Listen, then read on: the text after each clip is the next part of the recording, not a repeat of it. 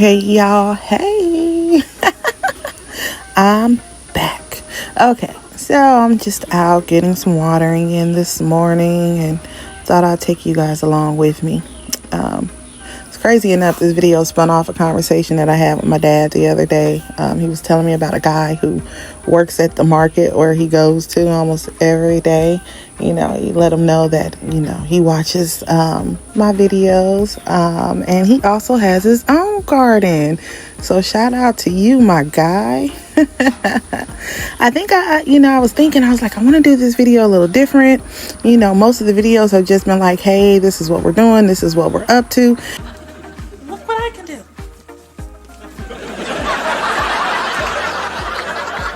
And knowing that this guy has his own garden, that kind of inspired me to be like, you know what? Let me throw some more information out there. I don't want to just show videos of what we have going, what we're doing right now. I mean, that's all good and dandy. But if I can help someone in any way, I'm not an expert. I don't know it all. I just know that this is my peace. This is my happy space, and I like gardening.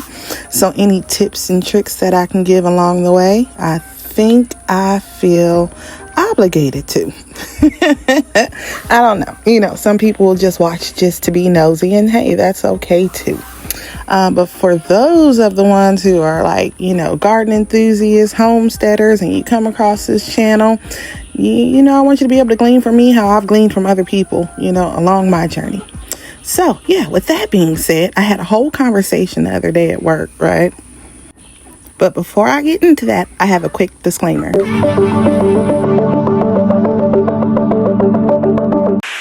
This is not a how-to video, so what I do video. Don't come for me. Okay, so with that being said,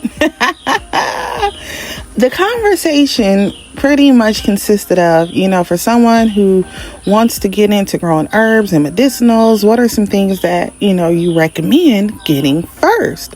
And that conversation kind of segued into, what would you advise someone, or what would you recommend is like the one thing that everyone has to have in their garden? What should everyone have growing in their backyard, front yard, in a pot, on their patio, wherever, but it's your must have if you had to choose one plant. And I thought about it and I was like, you know what? My one plant is Comfrey. I love Comfrey. I think I should be a spokesperson for this stuff, or at least own stock in it. I don't even know if you can own stock in this stuff, but nevertheless, with that being said, Comfrey is not a cure-all, but it definitely can cure a lot and fix a lot. And I definitely recommend that everyone have at least one plant. One plant is really all you need to start with. I mean, you can buy one and then you can propagate that into multiple plants. Yeah, you see that. My raised bed is on its last leg. It served its purpose. At the end of this season, we're swapping these out with metal beds like the ones we have up top in zone 3. But yeah, they've served their purpose. You guys can't really tell in the video, but this garden is kind of on a slope, so that made it a little bit difficult for these wooden raised beds. But if this was like a more leveled surface, I think they would be okay.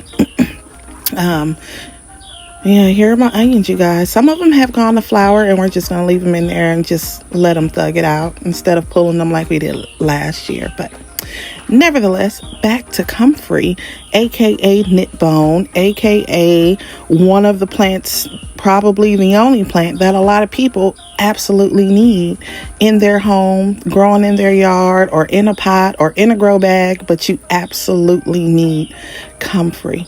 Comfrey is not only wonderful for you, it's wonderful for your plants, right? It's a nitrogen fixing plant. It has such a deep taproot. It can go all the way down, deep down into your soil and pull that nitrogen up.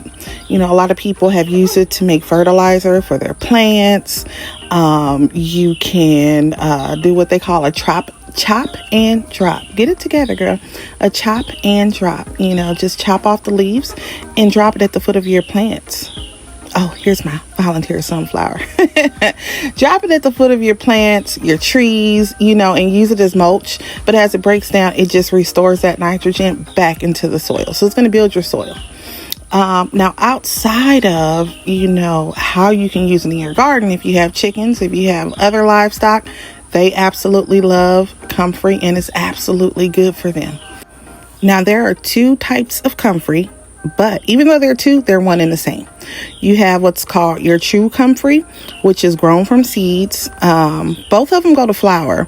But the other Comfrey, the Russian Comfrey, is considered a sterile Comfrey. But this one right here, a lot of people do not like this Comfrey because they say it can be invasive because the seed spread. But hey, when I started growing and using Comfrey, I'm like, I don't care how invasive it is. I want it everywhere.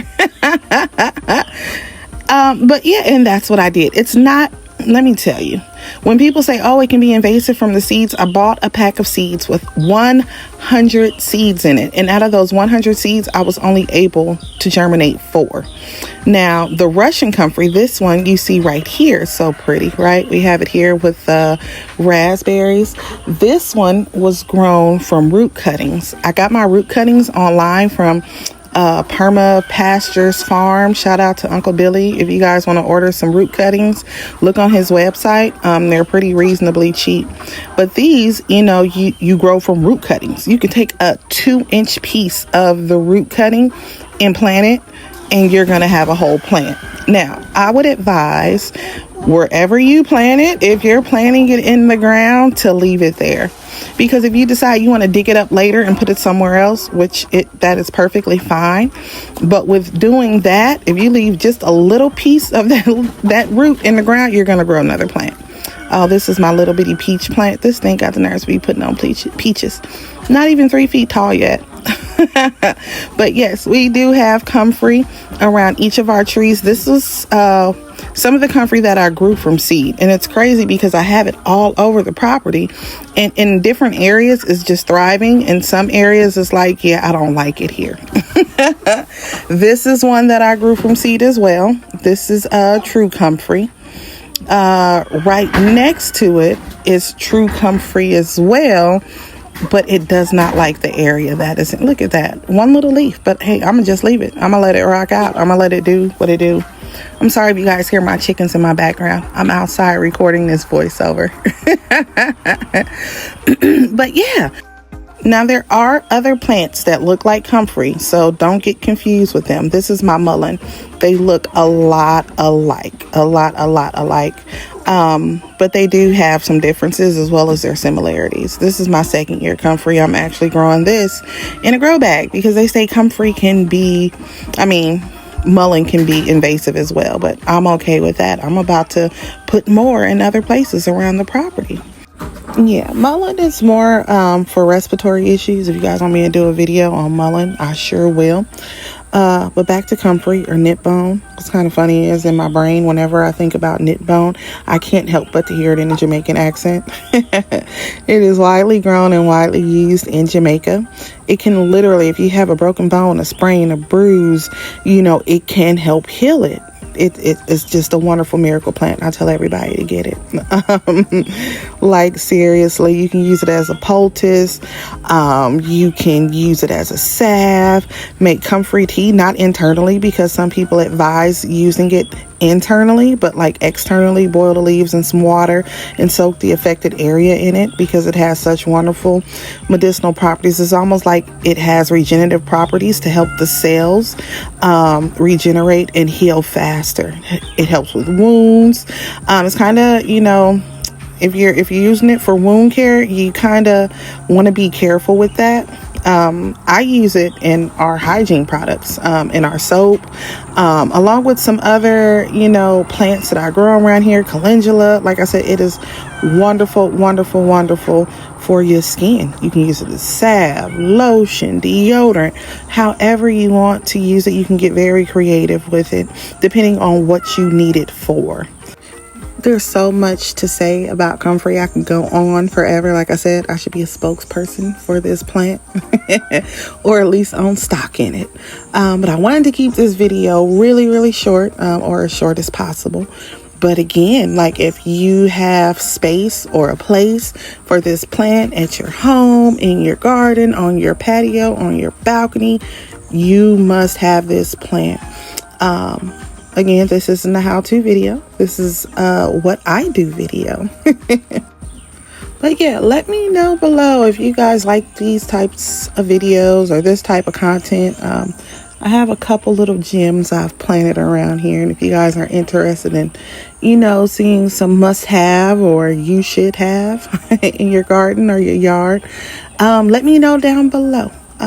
But until next time, family, I'll keep you guys posted.